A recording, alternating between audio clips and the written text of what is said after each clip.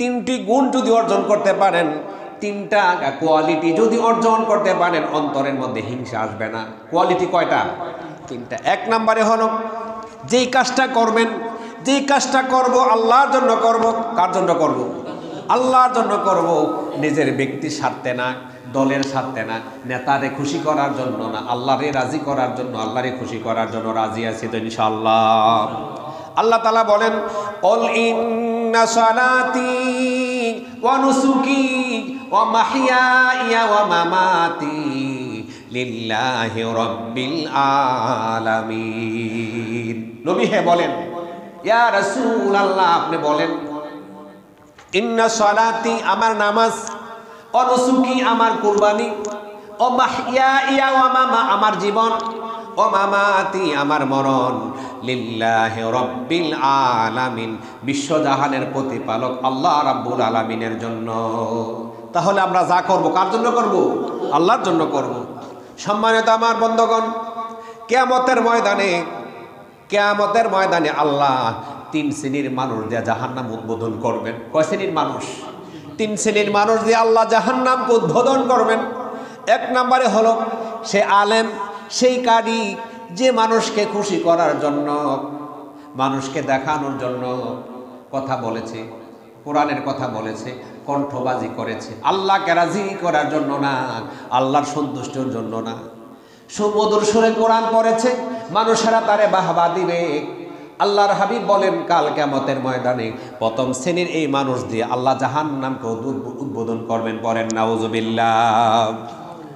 দুই নম্বরে হলো দানবীর বা দাতা, যারা দান করে বাহবা পাওয়ার জন্য।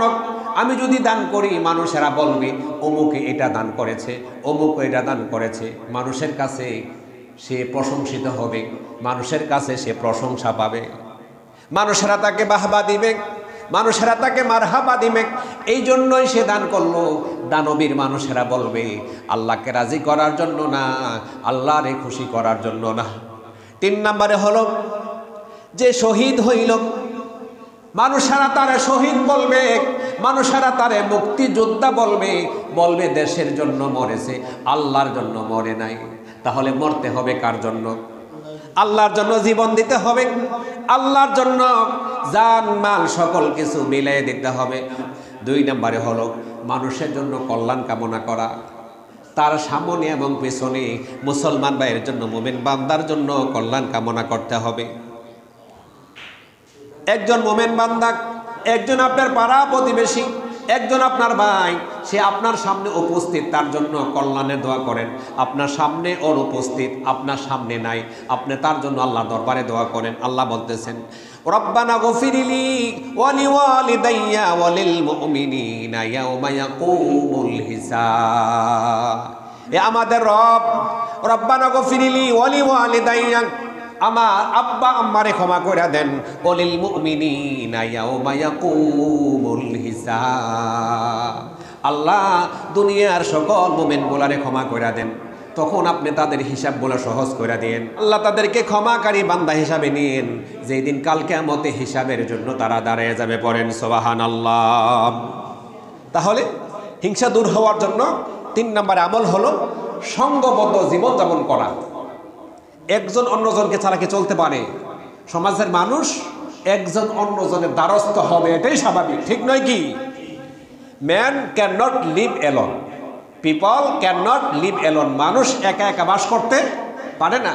আপনার সকল কিছু আছে, দেখবেন কোনো না কোনো জিনিসের জন্য আপনার পাড়া প্রতিবেশী, আপনার ঘরের পাশের মানুষ, তার আপনার দ্বারস্থ হওয়া লাগে, ঠিক নয় কি? আল্লাহ বলতেছেন, ওয়াতাসিমু বিহাবলিল্লাহি জামিআন ওয়া লা তাফাররাকু। আল্লাহ রজুকে, আল্লাহর দ্বীনকে তোমরা সকলে মিলে ধরো, আঁকড়ে ধরো, তোমরা এখান থেকে ছিন্ন বিচ্ছিন্ন হইও না।